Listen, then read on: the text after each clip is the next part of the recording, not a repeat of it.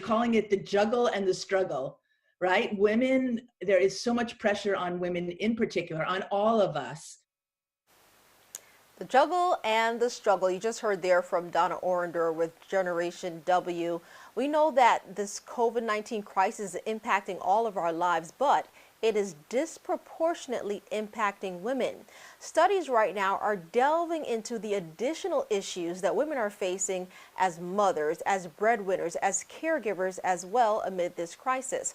Across the country, the caretaking demands placed on mothers have increased significantly, forcing many working mothers into a difficult position to take care of their children or risk losing their job.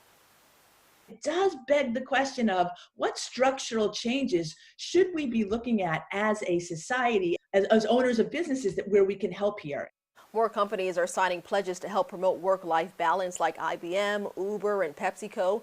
Orenda says companies are learning telecommuting is a viable option. She believes moms working from home will become more common, but says more policies need to be put in place to help working families, and women are in need of support across the board.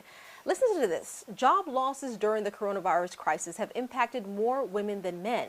According to the Florida Commission on the Status of Women, employment fell sharply in all major industries, but heavy job losses were in leisure and hospitality.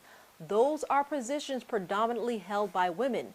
Nearly 60% of jobs lost were jobs held by women. We have to acknowledge that this is a real dilemma, and we have to continue to think of ways how we can help each other get through it.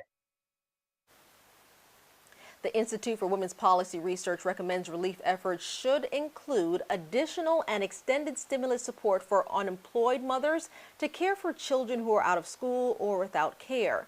States can also provide funding for child care for mothers who are essential workers. Now, when it comes to the everyday struggles, Orender offers this advice. Keep in mind that perfection is not the goal. And she says this is key. Mothers, women, take care of yourselves.